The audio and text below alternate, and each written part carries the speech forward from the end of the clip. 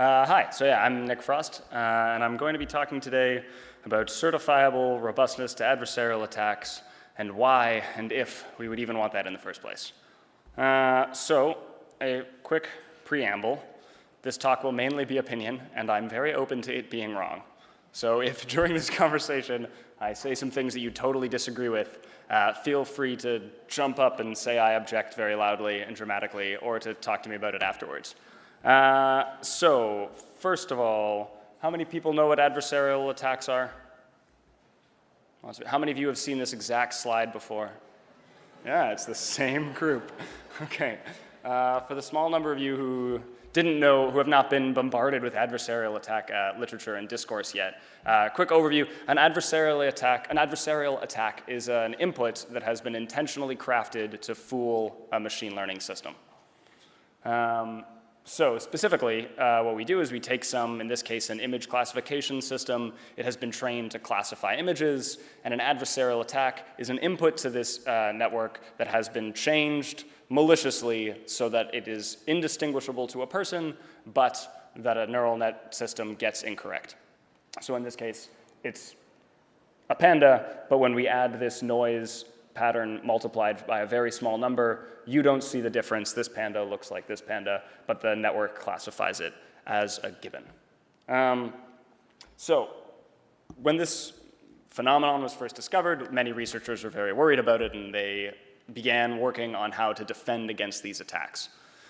So this takes many different forms. One of them is just making neural nets that perform better on such attacks. One of them is trying to figure out what is an attack and what is normal input. But all of the work around adversarial attacks falls into this same cycle. And the cycle is somebody presents a defense or a detection mechanism and says, look, we are robust to adversarial attacks, meaning we either can classify them as adversarial or we classify them correctly, and they publish a paper about it and they get a bunch of citations, and then a couple months later, someone comes along and makes a new adversarial attack that breaks this defense or breaks the detection mechanism. And that has been going on for many years now, with many different cycles. And this has been frustrating for a lot of people because they saw this phenomenon of adversarial attacks and they really wanted to solve the problem, thinking that it was a big deal for neural networks. They proposed some new method only to have it be broken later. So this is a pervasive thing, and it has not been solved yet over the several years that it has been studied. This led a number of other researchers to try to get ahead of the cycle by creating provable robustness to adversarial attacks. So before the papers that were written about adversarial attacks, robustness, they would do their own experiments, and they would say, look, we tested against these known attack strategies. And by attack strategy here, I mean a way of finding this noise. So there are many different ways for finding that noise, the simplest of which is just follow the gradient of the model with respects to increasing the loss. But there are other ways of doing it, so that's an attack strategy. So people would create a defense. Then they would test out their model on as many attack strategies as they could find, and they would show robustness on those attack strategies. Someone would later come up with a new attack strategy and it would break the model.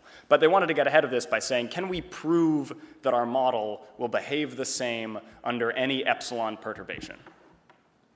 How many of you are familiar with the idea of epsilon perturbations and like bounding? Okay. So smaller than the number of people who are familiar with adversarial attacks. That's interesting. So an epsilon bound, epsilon here just means a really small number. And an epsilon bound just means that we're going to prove that our network is going to classify everything correctly, given that it's within epsilon of some correctly classified input.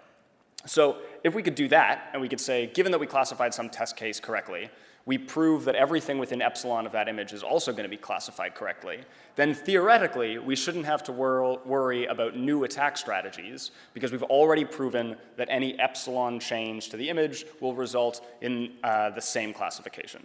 So that looks something like this. So here we have this same image, this same epsilon, same noise pattern multiplied by epsilon, this small number, and the adversarial example. And here we have visualized a high-dimensional decision boundary based on the input space. So this is a two-dimensional representation of it, but imagine it's actually much, much higher dimension, and just say 2 dimensions in your head over and over again. Here we have like an epsilon bound. So here's one decision boundary, here's another decision boundary, here's a third. if we can say that everything within this green ball is going to be classified correctly, or sorry, classified the same as everything within, as the center point, then we can say that that is provably, certifiably epsilon robust. And as long as that decision boundary doesn't cross over these, doesn't like cross into spaces that look like something else, this should be fine. So here, in this example, if this adversarial input here is outside of that epsilon ball, then we can't make any claim about it, and this could be classified as whatever we want. So in this setting, the epsilon bound is obviously not big enough, because this looks like a panda, and this looks like a panda, and these are not within, we haven't proven certifiability within that range. So we'd want to expand this, and then we'd want to prove that we're going to classify everything correctly there. So the general research program here has been to figure out ways of growing that epsilon certifiability and proving that everything is going to be classified homogeneously within it. One way that people have done this is with something called a Lipschitz constraint. Another poll, how many of you have heard of Lipschitz constraints? Okay, cool. So a Lipschitz constraint effectively just means it's a property of a network, sorry, not of a network, of a function, and it just means that as the input to that function changes, the output of that function is going to change in some bounded way. So this little GIF over here kind of visualizes this. And you can see that there's this cone. If this function satisfies a Lipschitz constraint with this cone, it means that the output of this function is never going to fall within this cone. So if this slope was like much faster, if it grew a lot higher, then as the cone shifted, part of it would fall within it, right? But here, because the change in y doesn't change that fast with respect to the change in x, nothing ever falls within that cone. Does that make sense?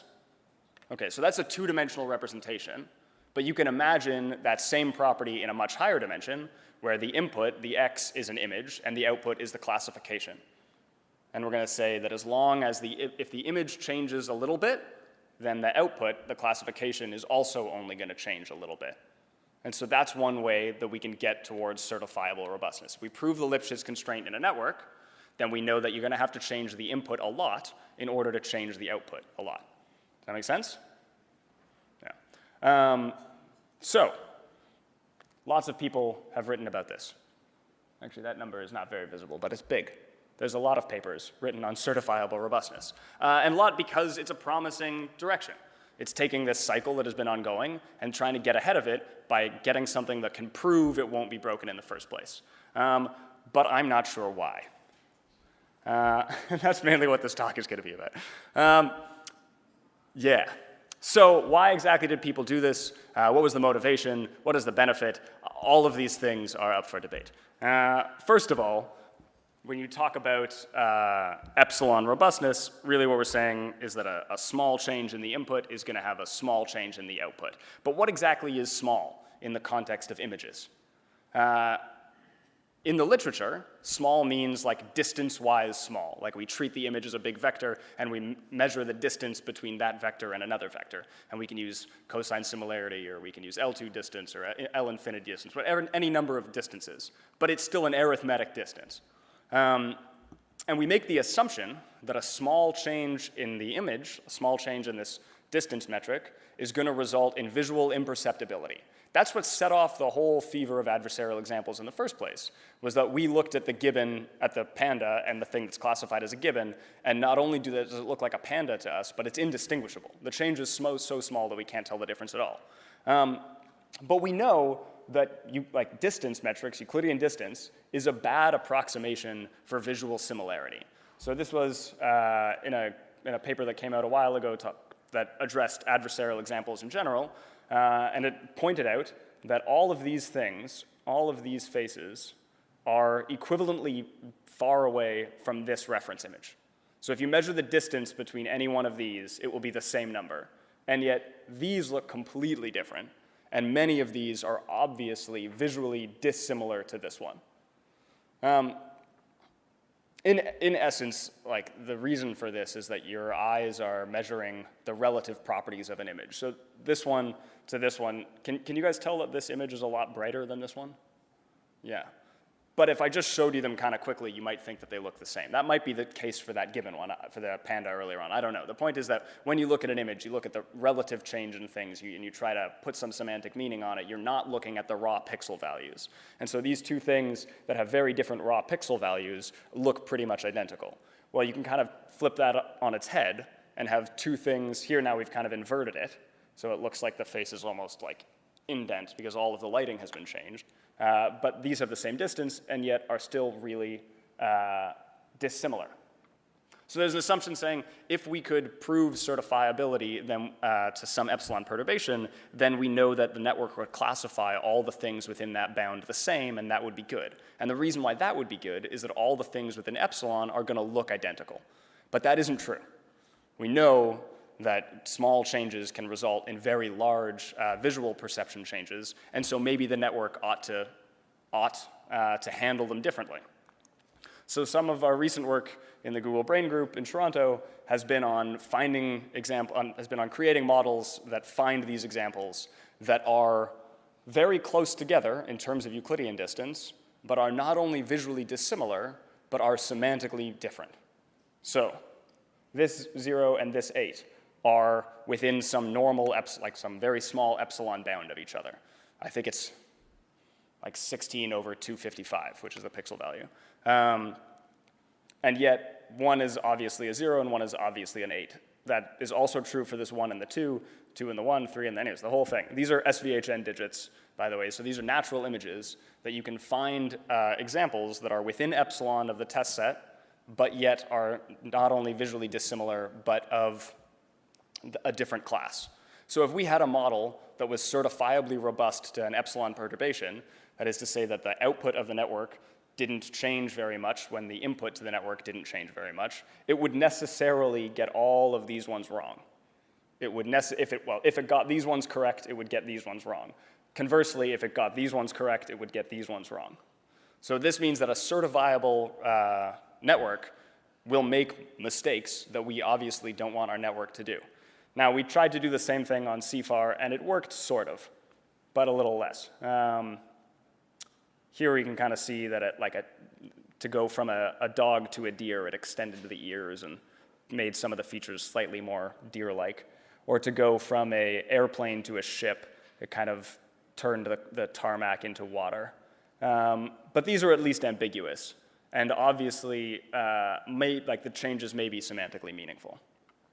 One of the reasons why our strategy hasn't worked so well on the CFAR stuff is related to the reason why epsilon is not a good measure for, epsilon certifiability is not something you necessarily want to have a network to have, is that our strategy is relying on the distance between two images to measure how visually similar they look, and we know that in natural images, the distance is not a good metric. Is that 2 minutes?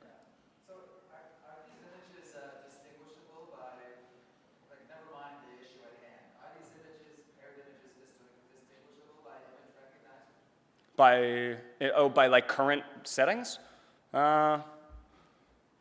I mean, they're recognizable on the, yes, the answer is yes. There's like a particular network and architecture that we're working with that is able to tell the difference between these two. But they are particularly tricky for typical. Yeah, presumably they would be difficult for regular standard neural nets. I haven't done this other little bit of research that I would like to, which is take these images and then apply them to normal neural nets and see how they behave.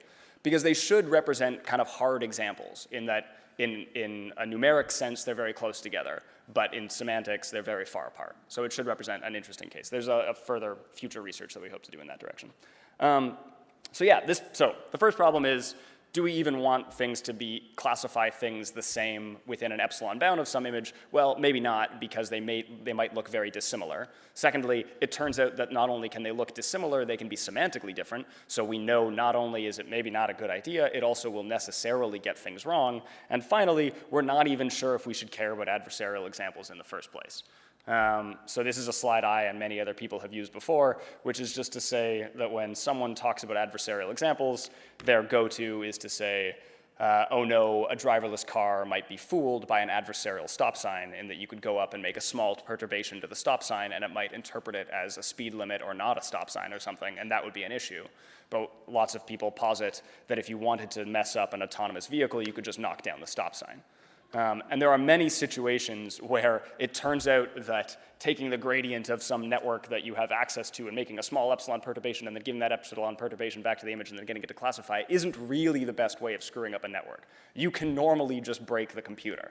And like that, there are many situations where, I mean, moreover, I am someone who has been looking at adversarial examples for a while and I'm still not aware of any real-world application of them. So that's a point I'm willing to be wrong on. If anybody really has like an example, I would love it if they came and told me, but I don't know of one yet. And maybe that's bad? I don't know. Maybe it's not. That's the other question. Maybe it's not so important that like the destination or that the objective was good. Maybe it's the friends we made along the way and the things we learned that were the true treasure, you know? And that's to say, maybe, so like one of the examples, so the Lipschitz constraint stuff, where you try to say we have a network, and if we make a small change to the input, we want a small change in the output. That has been used in many other areas in machine learning. So notably, there was a poster outside from some people from the Vector Institute that is about the invertibility of invertible networks, and they found that if they have a Lipschitz constraint on these networks, then they're more invertible. So I was going to tell you, like, this is great.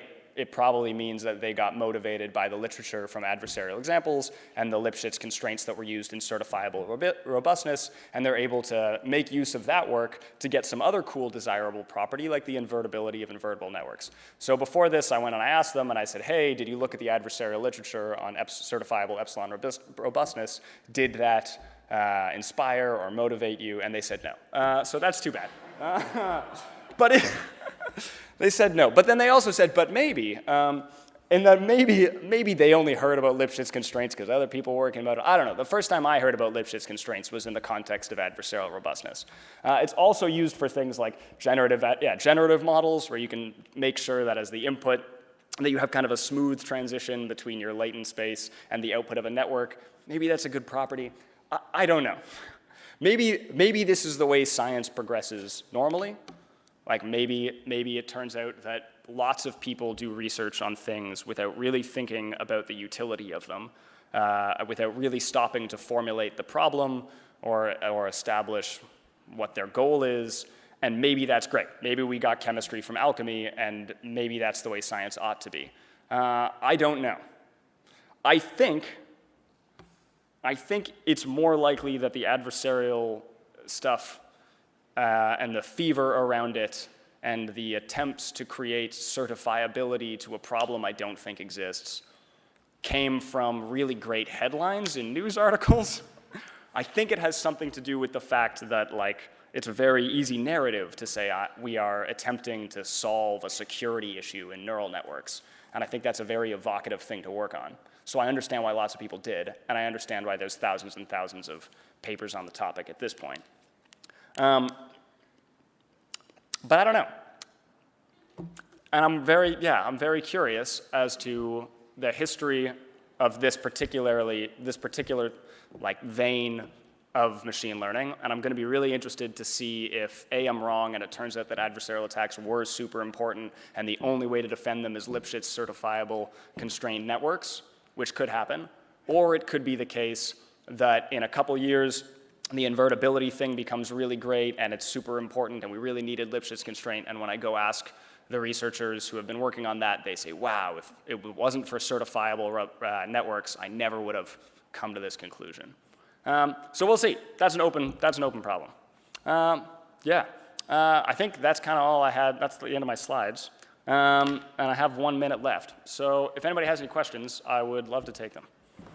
Hi. It wasn't a question per se, but my understanding would be for adversarial attack, it would be really useful for face recognition on the cameras we have. Like, let's say, I would say not useful for security, but would be for someone if they don't want to be recognized on their cameras or something, they can have adversarial attack on that sort of camera that they do, like face detection, for them to realize, like, let's say who the not the person who shouldn't be there is there. So Yeah. that is like, I feel like that would be the most applicable application of the adversarial attack. Yeah, for sure. So I think it's important, like, given that we're deploying machine learning systems and we're not always going to want them to be deployed, it's certainly important to think about how you could subvert them.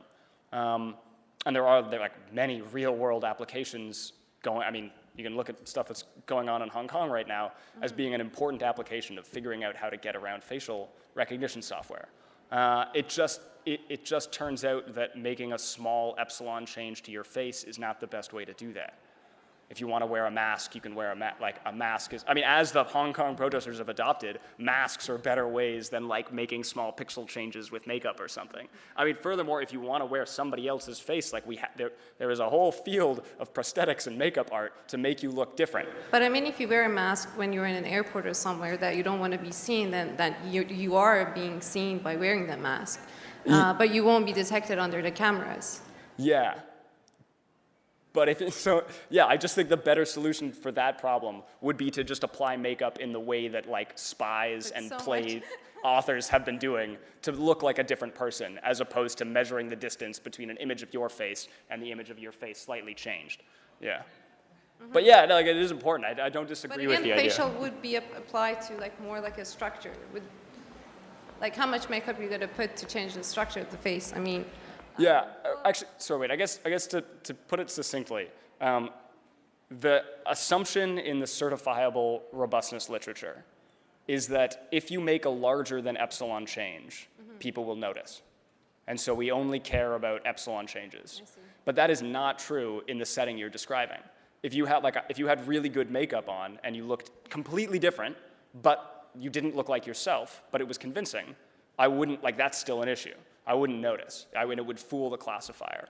So the epsilon constraint isn't imposed by anybody but the research community. I see. Yeah. Thank you. No problem. Yeah, so actually that already exists. It's called Face Shield, developed by somebody called Joey Bose. He's at Mila now. But the question I had for you was, like, if we just assumed right now that adversarial attacks are actually a problem, and wait, what? Did you listen to my talk? What? Okay, but be a sport, right? Okay.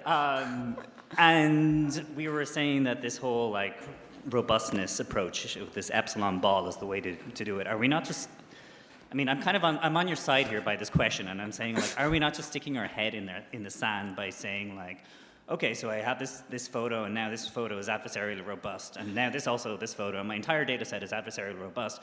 But if the panda just had a bad day and it was raining and he went to his hairdresser wasn't there and he got a bad haircut, and then like they took his photo with a Game Boy Color camera, and somebody did an adversarial attack on that image, like the point I'm trying to make is that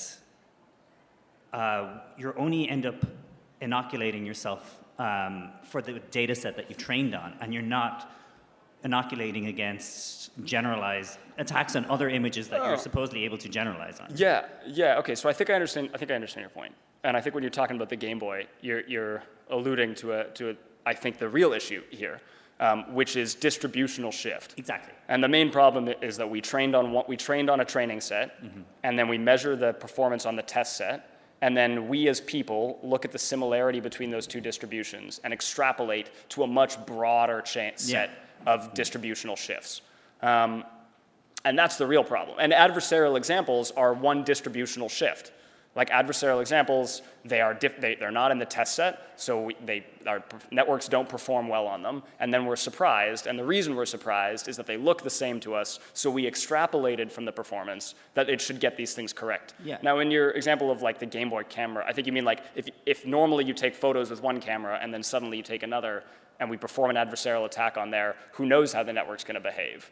But even worse than that, our networks, like the image classification systems we have, aren't robust to things like XY translation or like scale, or like let alone a different type of camera being used or a different pixel value. That's basically my point, is that if you already have a distributional shift, your model is going to maybe have some trouble, and then you do an adversarial attack on that. I just don't see the point in doing robustness in the first place on your original distribution, because it's naive to think that something that you're building for generalization is inoculated against attacks on the one thing that doesn't need to be generalized on. Yeah, I agree. I just think even a step beyond that is that we ought to just worry about generalizing as opposed to the adversarial robustness. Yeah. Yeah. Sorry. Hi, thanks. So I guess what this talk reminded me of, and I was thinking, was the trend in mathematics to do questions for question's sake as opposed to for application's sake. Yeah. Where I'm trying to just solve something, not worrying about like what the end goal is. And often that's a difficult thing to do because there's no backing or financial impetus. Yeah. But sometimes we often find that coming 50 years, 100 years down the road, that ends up being useful. I think that's what you alluded to with the whole idea of the Lipschitz constraint. Do we feel that maybe what's happening is some of the research we're doing in ML and data science and such is, obviously we're starting off with applications, we're trying to solve problems, to get buy-in, to get people to,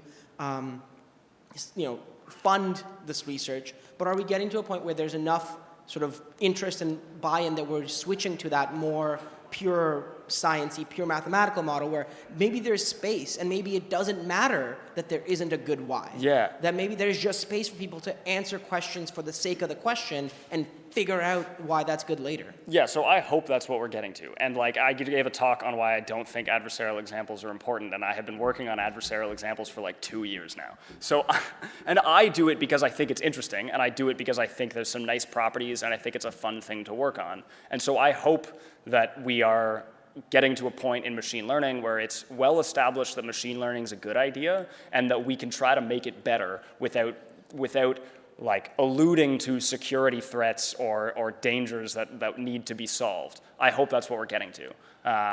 That's the reason why I do adversarial examples literature, and that's why I work on trying to get networks whose gradients happen to look like real images, not because it solves any problem, but I don't know, I think it's pretty, and that's important. But that's also a very privileged place to come from as a researcher who's employed in a large company that allows people to do research for research's sake. That isn't the situation that many researchers are in, where they're in universities competing for grants, needing to get things that they think are relevant. So there's a much broader conversation to have about the nature of scientific research and its current implementation in today, and how we can get more people just doing things for research's sake. But I'm not going to solve that in the next 2 minutes. Yeah. Last question.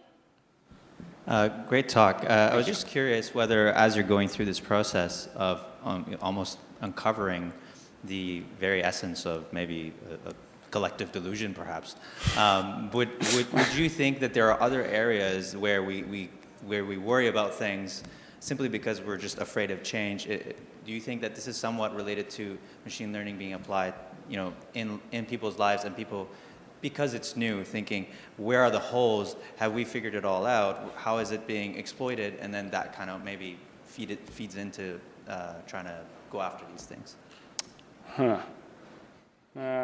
Tough question. And I think it's tough because, yes, I do think that. I think there are many examples where I think there are many examples of the story I just told applied to other things. But conversely, I think there are many stories that are being missed entirely. And there's lots of conversations going around on the application and deployment of machine learning systems that are super important and that have ways of changing our lives in drastic ways, in a non-Lipschitz constrained way, in a way where a small change to the deployment will have a huge effect on the output and the result of the deployment. And those conversations are not being had. So yes and no, which is barely an answer, but tough question. Yeah, cool. Thank you so much. Great, thanks a lot.